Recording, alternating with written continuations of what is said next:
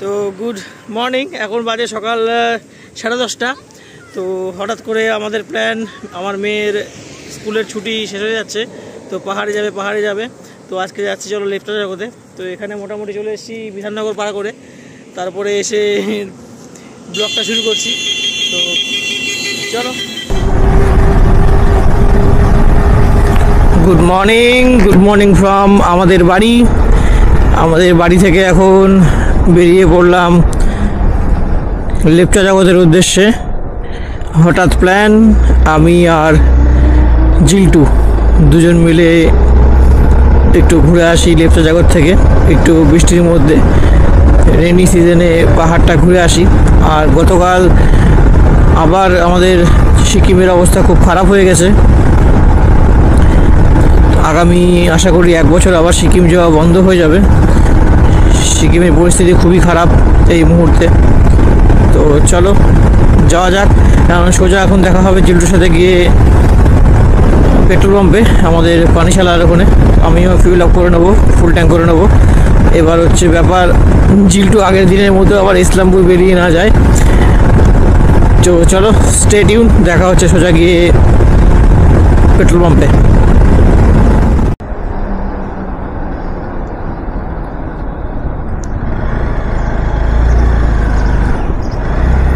তো চলো চলে এসেছি পানিশালা পেট্রোল পাম্পের সামনাসামনি, প্রায় ওই সামনে পেট্রোল পাম্প।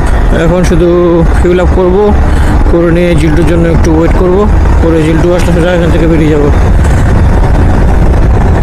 তো চলো, আশা করি 200-400 টাকা তেল লাগবে, ফুল ট্যাঙ্ক আছেই। চলো। খোলা যাবে না, 300-400 500 টাকার মতো পড়বে নাকি? হয়ে যাবে কি 500? দেখো যাবে কিনা।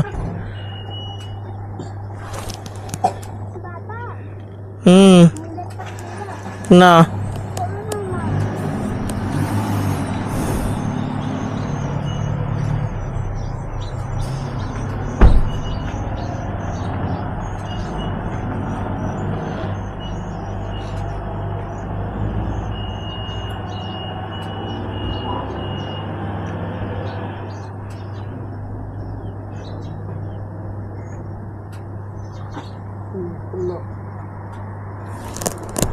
ছেড়ে দাও। 663, 64, 6 পয়েন্ট, ওই তো 665। তো 665 টাকা তেল ভরে নিলাম। তো ফিউল আপ করে নিলাম। এখন চলো সোজা দেখা হচ্ছে গিয়ে ইসলামপুর বাস স্ট্যান্ডের সামনে। ওখানে গিয়ে একটু ঢোকলা খাবো, তারপরে ওখান থেকে খেয়ে সোজা বেরিয়ে যাবো। আর ওয়েদারটা দেখতে পাচ্ছ, যদি ওয়েদারটা এরকমই থাকে তাহলে কিন্তু খুব সুন্দরভাবে রাইডটা কমপ্লিট করতে পারবো। আর যদি বাই চান্স বৃষ্টি চলে আসে তাহলে কিন্তু রাইডটা একটু হলেও অসুবিধা হবে। তো চলো যাওয়া যাক, দেখা যাক কতদূর কী করতে পারি, আর বৃষ্টি আসে কি আসে না। চলো, জাস্ট ভিউটা দেখানোর জন্য ক্যামেরাটা অন করলাম। সামনে জায়গাটা দেখতে পাচ্ছ, পুরো একদম মেঘ করে আছে, পেছনটা একদম হেভি লাগছে। সামনে বৃষ্টি হবে কিনা জানি না, সুন্দর লাগছে একদম।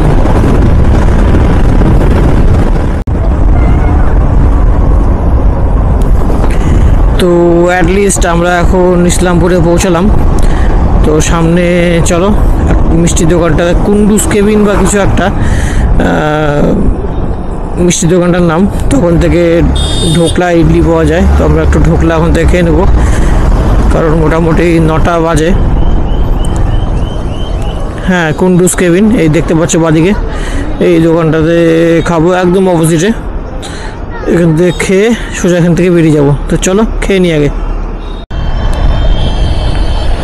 তো কুন্ডু কেবিন থেকে ঢোকলা খেলাম প্রায় 1 ঘন্টা দাঁড়ানোর পরে, কারণ ঢোকলা রেডি ছিল না।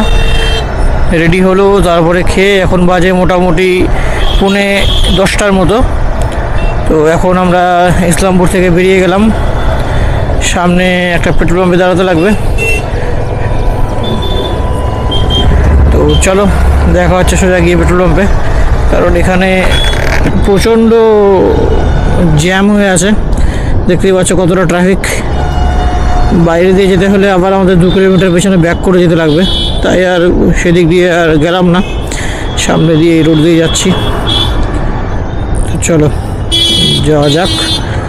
আর প্রচণ্ড জ্যাম। তো গুড মর্নিং, এখন বাজে সকাল 10:30। তো হঠাৎ করে আমাদের প্ল্যান, আমার মেয়ের স্কুলের ছুটি শেষ হয়ে যাচ্ছে, তো পাহাড়ে যাবে। তো আজকে যাচ্ছি চলো লেফটা জগতে। তো এখানে মোটামুটি চলে এসেছি বিধাননগর পার করে, তারপরে এসে ব্লগটা শুরু করছি। তো চলো এখান থেকে এখন ছবি তুলবো, ছবি তুলে নিয়ে এখান থেকে যাবো সোজা এখন শিলিগুড়ির দিকে। তো চলো, পুরো একদম রেঞ্জটা আছে, কি সুন্দর মেঘের মধ্যে দিয়ে পাহাড়টা একদম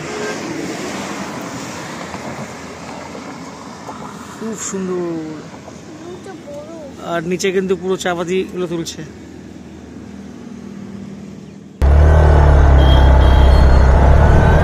তো পৌঁছে গেছি ঘোষপুকুর।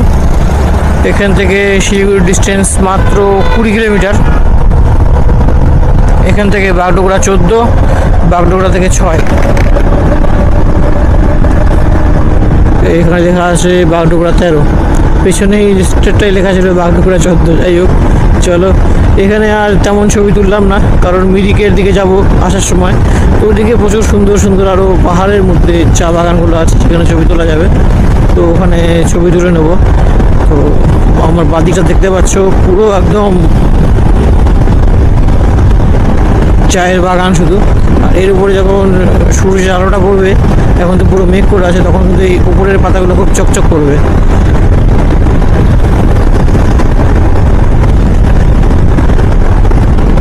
চলো দেখা যাক সামনে আমাদের জন্য কি অপেক্ষা করছে অ্যাডভেঞ্চার। বৃষ্টি অপেক্ষা করছে না, এরকম মেঘলা ওয়েদার অপেক্ষা করছে। এরকম মেঘলা ওয়েদার হলে তো খুব ভালো হয়। এবার আমাদের 3টে রাস্তা আছে, একটা মিরিক হয়ে যাওয়ার লেপচা জগৎ, একটা কার্শিয়াং বলতে কার্শিয়াং হয়ে যাবে আর কি, একটা কী বলে ওটার নাম ভুলে যাচ্ছি, একটা মিরিক হয়ে, একটা হচ্ছে রংটং হয়ে, আর একটা হচ্ছে মাঝখানের জায়গাটার নামই ভুলে যাচ্ছি, একটু আগে মনে ছিল। যাই হোক, মনে পড়লে আবার বলছি। চলো যাওয়া যাক। রোহিণী হয়ে, এবার মনে পড়ে গেছে, রোহিণী হয়ে, একটা হচ্ছে মিরিক হয়ে, একটা রোহিণী হয়ে, একটা হচ্ছে রংটং হয়ে। তো আমরা ভাবছি এবার যাওয়ার সময় রংটং হয়ে যাই, আর ব্যাক করার সময় হচ্ছে মিরিক হয়ে ব্যাক করি। তো চলো যাওয়া যাক।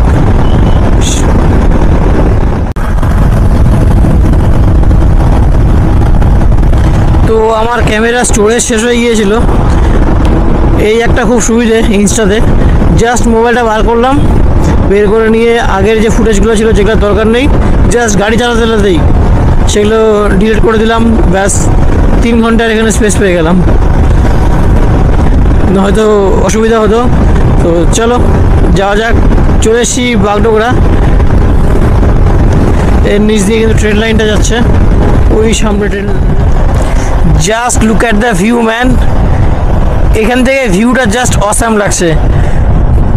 পুরো কিন্তু দার্জিলিংয়ের পাহাড়গুলো কিন্তু পুরো রেঞ্জ দেখা যাচ্ছে, এই নিচ থেকে শুরু করে পুরোটা দেখা যাচ্ছে, দেখতে পাচ্ছ পুরোটা একদম সিকিমের পাহাড়গুলো পর্যন্ত এইখান থেকে দেখা যাচ্ছে।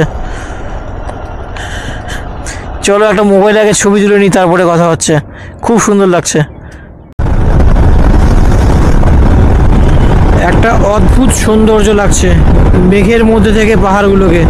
ক্যামেরায় আসছে কি না বলে বোঝাতে পারবো না, এত সুন্দর লাগছে মেঘের মধ্যে থেকে। তো এই মুহূর্তে আমরা বাগডোগরা বার করে দার্জিলিং মোড় থেকে বাদিকে ঢুকলাম। তো পুরো বৃষ্টি পড়ছে এখন, আর রাস্তা কিন্তু পুরো স্কিড করছে, যে জন্য আমার এক্সপলস নিয়ে আসাটা ছিল আর কি, সেটা মোটামুটি সফল হতে যাচ্ছে আর কি। তো তো চলো এখন যাওয়া যাক সামনের দিকে। আর হয়তো বা পুরো রাস্তাটা আমি এখন ক্লিপ নিতে পারবো না, যেখানে বৃষ্টি কম থাকবে সেখানে নিতে পারবো। আর এখন আমাদের পোশাক পুরো ওপর দিয়ে রেইনকোট হয়ে যাবে অরুণাচলের মতো। তো চলো যাওয়া যাক।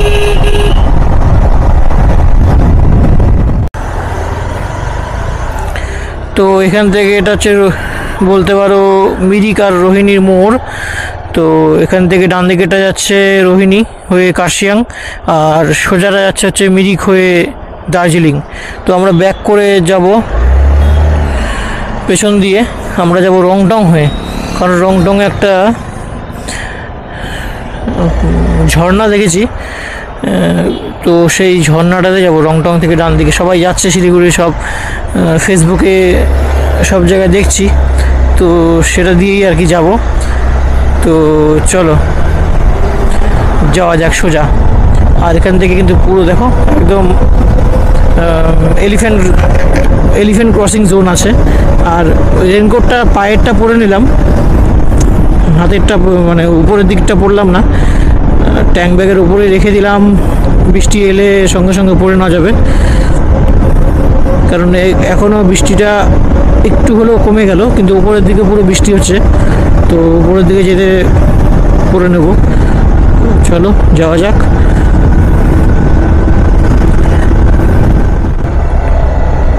তো আমরা এই যে শুকনোর দিকে ঢুকে গেলাম, আমরা মিলিটারি এরিয়া, রেস্ট্রিক্টেড এরিয়া, তো আমি এখানে ভিডিও করব না, জাস্ট এটুকুই। আমরা শুকনোর দিকে ঢুকলাম, ঢুকে নিয়ে চলো একদম রংটংয়ে গিয়ে দেখা হচ্ছে। এই জায়গাটা দেখতে পাচ্ছ নিচে ফুটে যাচ্ছে কি না, এই যে পুরো ঝর্ণাটা নিচে যাচ্ছে। আর এটারই ডান দিকে এই যে এদিকটা আর একটা আসছে, দেখো এদিক থেকে, ওই উপর থেকে একটা আসছে, ওই যে ঝর্ণাটা। সবাই কিন্তু এখানে ছবি তোলার জন্য দাঁড়িয়েছে।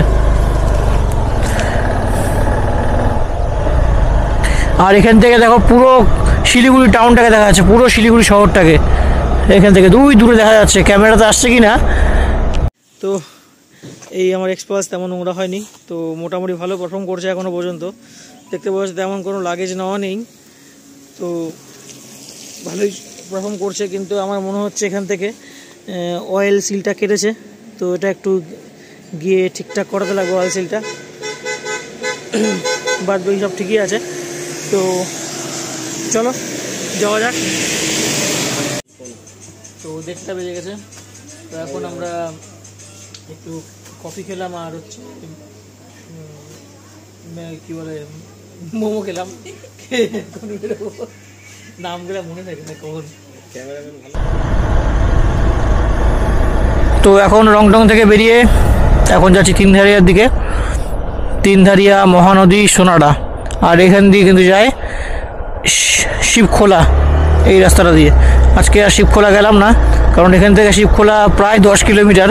তো আমাদের লেফটে যখন ঢুকতে অনেক মানে সন্ধে হয়ে যাবে, তো আজকে আর রিস্ক নিলাম না যাওয়ার, অন্য একদিন যাওয়া যাবে। তো চলো যাওয়া যাক। তো এই জায়গাটার নাম কিন্তু মহানদী। এইখান থেকে ডান দিকে তাকালে কিন্তু হচ্ছে একটা রিভার পয়েন্ট দেখা যায়, কিন্তু আজকে কিন্তু কিচ্ছু দেখা যাচ্ছে না। এমনকি রাস্তাটা আমরা কোন দিক দিয়ে যাচ্ছি, কোন দিকে যাব সেটাও কিন্তু কিছু বোঝা যাচ্ছে না আজকে রাস্তা রোডে। সামনে কে আসছে তাও বোঝা যাচ্ছে না। এবার বোঝা যাচ্ছে যে হ্যাঁ দুজন কেউ আসছে। খুবই কিন্তু আজকে মেঘ করে আছে, আর সেই মেঘ চিরে আমরা যাচ্ছি।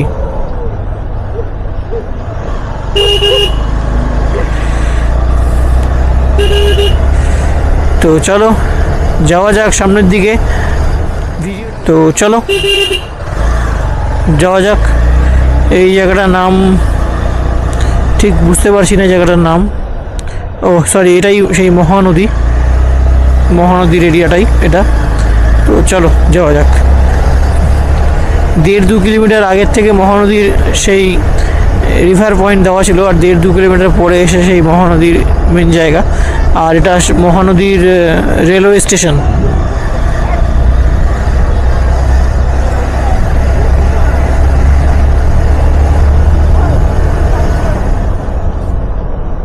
তো এখন আমরা পৌঁছে গেছি তিনধারে। তো তো মোটামুটি দেখতে পাচ্ছ কীরকম ফগি ওয়েদার হয়ে আছে, একদম পুরো উপরে মেঘ হয়ে আছে একদম। আর কিছু কিছু জায়গায় তো পুরো মেঘ করে মেঘের মধ্যে দিয়ে গেলাম। তো এখানে একটু ছবি তুলবো, ছবি তুলে এখান থেকে সোজা বেরিয়ে যাবো। আর পেছনটা দেখাচ্ছি আমার পেছনটা, চলো। পেছনটা দেখতে পাচ্ছ কীরকম ওয়েদার, পুরো একদম মানে মাখন ওয়েদার হয়ে আছে একদম। রেনি ওয়েদারের মধ্যে এই জিনিসটা কিন্তু পাওয়া যায় যে প্রত্যেকটা জায়গায় কিন্তু এরকম ভিউ আসে। এই তিন ধারের যে জায়গাটা দেখতে পাচ্ছ, কিন্তু কাঞ্চনজঙ্ঘা দেখা যাবে না। যদি কাঞ্চনজঙ্ঘা দেখা মনে করে আসো তাহলে কিন্তু এই সময় এসে লাভ নেই। যদি এরকম ওয়েদার চাও তাহলেই তোমরা জুন জুলাই আসো। তো এই তিন ধারিয়া থেকে ট্রেন কিন্তু যাচ্ছে শিলিগুড়ির দিকে। তো একটা কিন্তু টয় ট্রেনের দেখা আমরা কিন্তু পেয়ে গেলাম অলরেডি। তো চলো যাওয়া যাক। তো এটা গয়াবাড়ি রেলওয়ে স্টেশন। একদম পটরিগুলো যে আছে রেলের পটরিগুলো একদম লুজ হয়ে আছে, উপর দিয়ে যে গাড়ি গেল ঝনঝন করে আওয়াজ করে উঠলো। আর ডান দিকের আমার ভিউটা দেখো, যতটা সম্ভব আমি গাড়ি চালাতে চালাতে ডান দিকের ভিউটা নেওয়ার চেষ্টা করছি। পুরো ফগ একদম, দেখো সামনের যে গ্রামটা আছে গয়াবাড়ির গ্রামটা, এদিকে দেখো পুরো একদম ফগে ফগ। তো চলো স্টে টিউনড, সামনে যাওয়া যাক। তো এই বড় ওয়াটারফলটাই হচ্ছে পাগলাছড়া ওয়াটারফল, যেটার ওই দেখতে পাচ্ছ ওই ভিতর দিয়ে অল্প পড়ছে। আর এটাই কিন্তু এই জলটা এদিক দিয়ে আসছে, অত বড় কিন্তু এবার নেই। আরও হয়তো যখন বেরো বৃষ্টি হবে তখন কিন্তু পুরো ওয়াটারফলটা দেখা যায়। এবার আমাদের ভাগ্যটা খুবই খারাপ যে দেখা যাচ্ছে না অতটা জল। আর পিছনে আর একটা ড্রেনের টাইপের করা আছে, ওটা দিয়েও কিন্তু ভালো পরিমাণে জল আসছে। তো চলো সোজা যাই মহানদীর দিকে। তো চলো। পাগলাছড়া ওয়াটার ড্যামটা পার করার পরেই আমাদের কিন্তু প্রচণ্ড পরিমাণে বৃষ্টি এসেছিলো। তারপরে ক্যামেরা ঢুকে দেখতে হয়েছিল, কোনো ফুটেজ নেওয়া হয়নি। তারপরে কার্শিয়াংয়ে প্রচণ্ড জ্যাম ছিল, কার্শিয়াংয়ে রোড পুরো ভিড় ছিল, কারণ যত সিকিমের গাড়ি ছিল সব কার্শিয়াং হয়ে আসছিলো, ওই পেলিংয়ের গাড়িগুলো যে আছে সব, তার জন্য আর নেওয়া হয়নি। এখন আমরা ঘুম থেকে বাদিকে জাস্ট নামলাম। এই রোডটা সোজা যাচ্ছে মিরিকের দিকে। তো সামনে আমাদের আর 2-3 কিলোমিটার পরে আমাদের হোমস্টে। তো ফাইনালি আমরা আমাদের হোমস্টেতে পৌঁছে গেছি। তো এখন আমরা লাঞ্চ এখানে সেরে নেব। এখন মোটামুটি বিকেল 5:30টার মতো বাজে। এখান থেকে চারদিকের ভিউটা দেখতে পাচ্ছ কেমন, পুরো কিন্তু মেঘ করে আছে। আর জানলা খুললে কিন্তু এই টেরিসটা যে আছে, টেরিসটা থেকে পুরো সামনে ওই দেখতে পাচ্ছ এই 4 চাকাগুলো আরও 2-3টে ছিল, আর কয়েকজনের বাইক আছে। ওই কালো রঙের যে কভার দেওয়া বাইকটা ওটা আমার। তার পাশে মনে একটা কভার দেওয়া আছে, একটা স্কুটি আছে আর একটা বাইক আছে, কিন্তু বাইকটা পুরো খুলে গিয়েছিল হাওয়াতে। তো কেউ যদি এখন দার্জিলিংয়ে আসে তো একটু সাবধানে আসবে, কারণ পুরো একদম রাস্তা কিন্তু ভাঙা আর প্রচণ্ড জ্যাম। কার্শিয়াং থেকে কিন্তু ফুল জ্যাম হয়ে আসছে। আর দেখতে পাচ্ছ এই যে স্বস্তিক হোমস্টের এটা মেন পার্ট, এটা একটা ভাইয়ের, এইটা একটা ভাই, আর আমরা যে এটাতে আছি এটা একটা ভাই। 3 ভাইয়ের কিন্তু স্বস্তিক হোমস্টে। তো ওই হোমস্টের যে সামনে বেলকনিটা আছে ওখান থেকে কিন্তু ভালো ভিউটা আসবে। এখান থেকেও পুরোটা আসছে, এখান থেকে পুরো আরও উঁচু থেকে আসছে। কিন্তু একটা সমস্যা হচ্ছে, এটা যে তারগুলো যে আছে তারগুলোর জন্য একটু কিন্তু অসুবিধা হচ্ছে, যেটা ওইখান থেকে কিন্তু হবে না।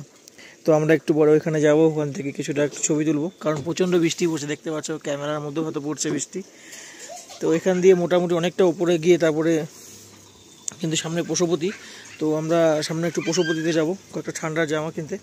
তো চলো এখন আমরা আমাদের লাঞ্চটা সেরে নিই। লাঞ্চটা সেরে নিয়ে রেস্ট নেব। তো ব্লগটা আমরা আমি এখানে শেষ করছি। ভালো লাগলে লাইক, শেয়ার অ্যান্ড সাবস্ক্রাইব করে দিও। মোটোটোরা সুমন ইনস্টাগ্রাম আইডি নিচে ফলো করবে। তো ride safe, drive safe, good bye.